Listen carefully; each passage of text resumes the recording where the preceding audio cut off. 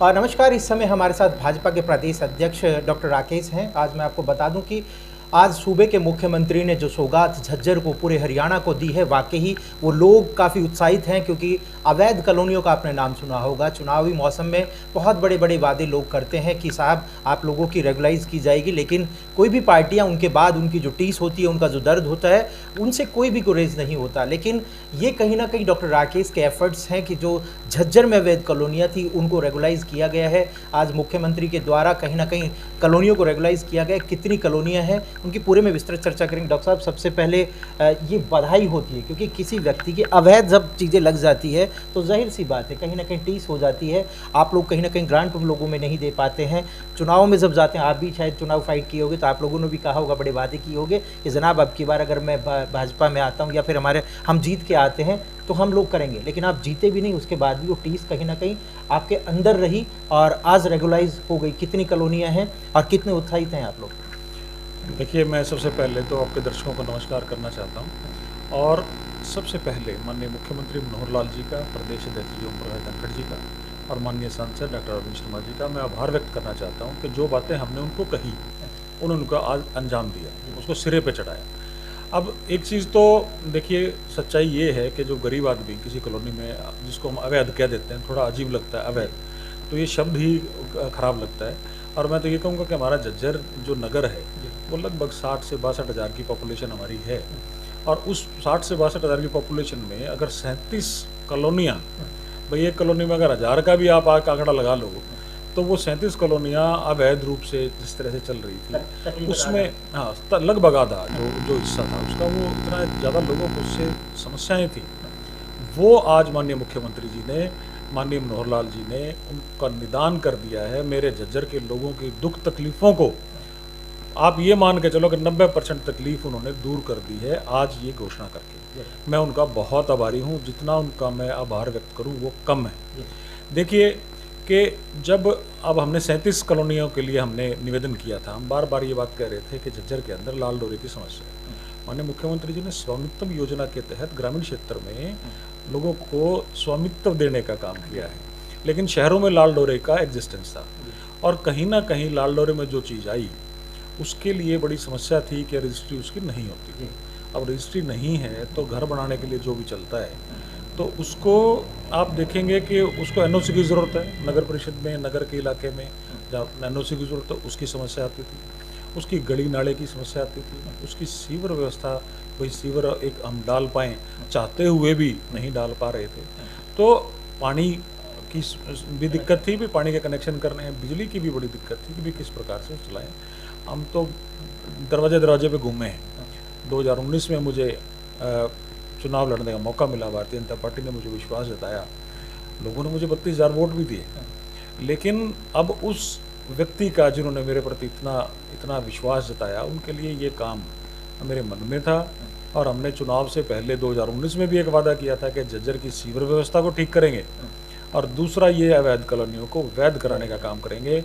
हमने बार बार इसके लिए निवेदन किया और माननीय मुख्यमंत्री जी ने, प्रदेश अध्यक्ष जी ने हमारी बात को सुना और उसको महत्व देके एक बधाई मैं ज़रूर झज्जरवासियों को देना चाहता हूँ कि आज जो घोषणा हुई प्रदेश के अंदर 199 जो कॉलोनियों के बारे में हुई और उसमें से 32 हमारे झज्जर छोटे से नगर की हैं, मैं इसके लिए उन सब का बहुत तहे दिल से आभार व्यक्त करता हूँ और अपने सभी जो अपने यहाँ पे साथी हैं जो हमारे झज्जर के निवासी हैं उनको बधाई देना चाहता हूँ कि काम जो है वो इस प्रकार से किया जाता है कि जिसमें लोगों को जन सुविधाएँ, ये पहले भी तो थी, ये पहले भी थी। बहुत सारे लोग ऐसे थे जो ये कहते थे हम हैं, हमारा अधिकार है और हम ही यहाँ का कुछ कर सकते हैं, लेकिन उन्होंने ना करते हुए हमारे मुख्यमंत्री जी ने, माननीय मनोहर लाल जी ने ये इन लोगों की समस्याओं को, दुखों को हरने का काम किया है।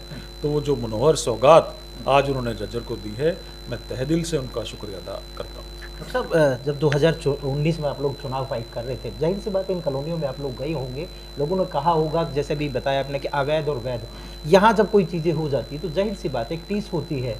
लेकिन कुछ राजनेता ऐसे भी होते हैं कि साहब हम यहाँ से हार गए हैं, अब 24 में पता नहीं टिकट मिले नहीं मिले, उसके बाद भी लगातार आप 5 साल लोगों के बीच रहे, लगातार आप लोगों ने काम किया। अच्छा, एक चीज़ और भी है आपकी खास बात, प्रदेश प्रवक्ता होने के बाद भी मार्केटिंग स्टाइल नहीं है, राजनेता बड़ी मार्केटिंग करते हैं जनाब, वो गट्स क्यों नहीं है डॉक्टर राकेश में? आप बिल्कुल सादगी से वो काम करते रहते हैं, मार्केटिंग क्यों नहीं करते? बड़े बड़े होल्डिंग लगवाने चाहिए कि सब आभार है, इतने बड़े बड़े पोस्टर होने चाहिए, लेकिन ये सादगी के रूप में लोगों, क्योंकि आज का टाइम जो कहीं ना कहीं सोशल मीडिया का है, आप सोशल मीडिया से भी गायब रहते हैं, मार्केटिंग नहीं कर पाते हैं, क्या चीज़ लगती है आपको? देखिए, ये एक आपने एक अलग तरीके का सवाल पूछा है, और जो मैं ज़रूर इस बात पे बात करना चाहूँगा कि जब आपके मन में कोई इच्छा होती है, जो चिंगारी सुलग रही है कि मैं अपने इलाके के लिए काम करूँ, आप ये देखेंगे कि ये चीज़ छोटी बात नहीं है कि कुछ भी मार्केटिंग ना करते हुए और हम अपने नेताओं से झज्जर नगर के लिए इतने बड़े बड़े काम करा रहे हैं, झज्जर हल्के के लिए इतने बड़े बड़े काम। अब आप चुचकवास बाईपास का इशू है, एक दिन का इशू तो है,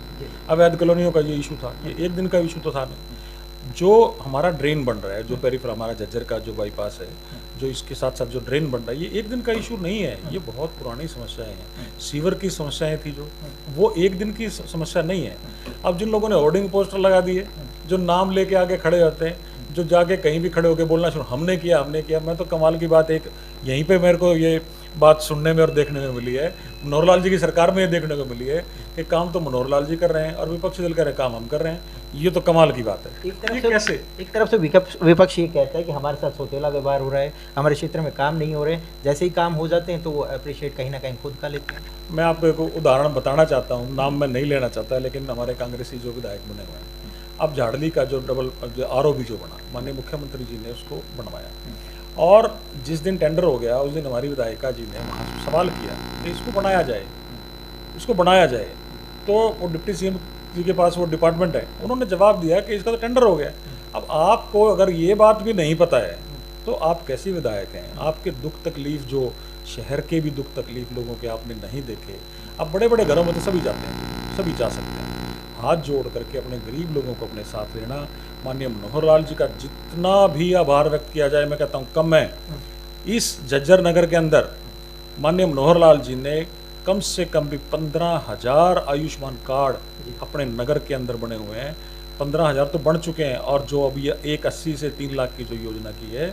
अब दिक्कत क्या है, मैं गांव में जाते हैं, सारी जगह बात करते हैं, हम गांव में बैठे थे एक जगह पे, तो मैंने ये पूछा कि मैंने कहा यार ऐसा क्या हो गया कि पूरे हरियाणा प्रदेश की जो पॉपुलेशन है वो 2 करोड़ 90 लाख के आसपास है, और 2 करोड़ 90 लाख में से मनोहर लाल जी ने वो 1.5 करोड़ तो बना दिए, और अब ये जो ना 180 से जो 3 लाख तक का एक जो मामला है, ये कर देंगे तो 70% आबादी के स्वास्थ्य का ठेका ले लिया आपने। तो बीजेपी की मनोहर लाल जी की सरकार ने लोगों के स्वास्थ्य का एक प्रकार से पूर्ण रूप से जिम्मेदारी ले ली है कि आपको किसी के आगे हाथ नहीं फैलाना पड़ता।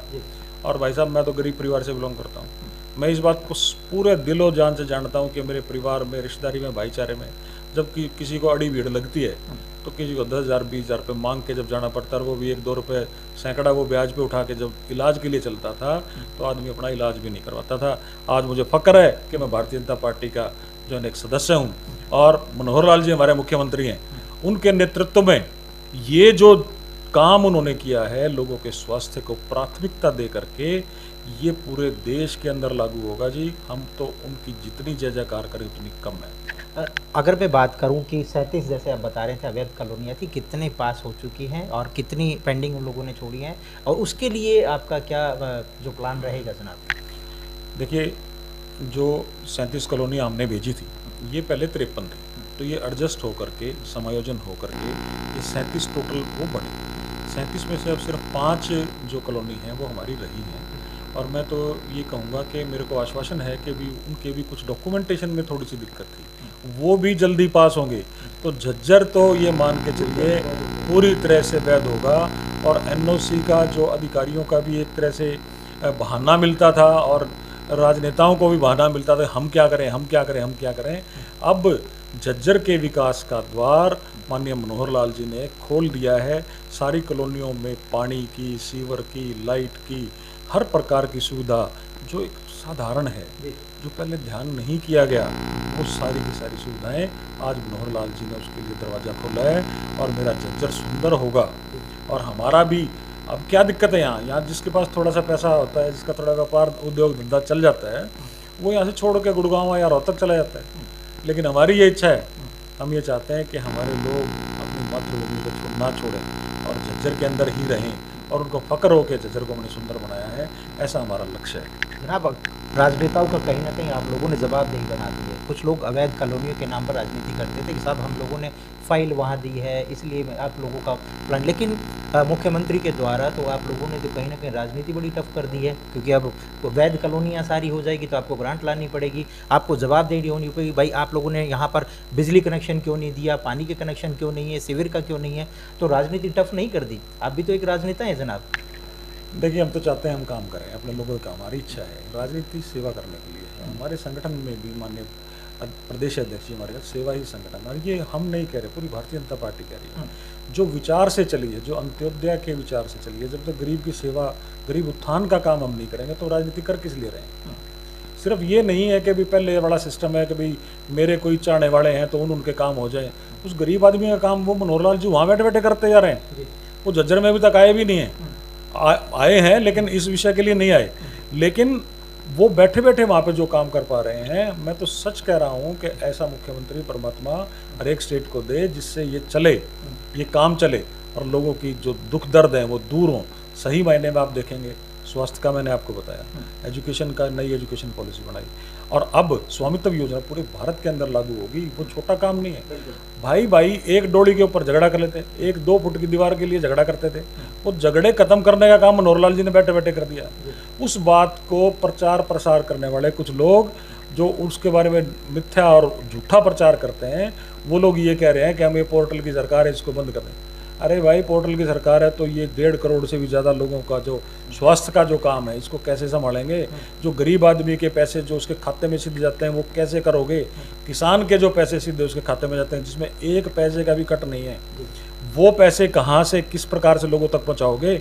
ये मैं इनसे जानना चाहता हूँ कि ये कहते हैं कि परिवार पहचान पत्र नहीं कर, ये परिवार पहचान पत्र ही है जिसके कारण आज हम ये सारी सुविधाएँ हमारे को माननीय मनोहर लाल जी ने दी।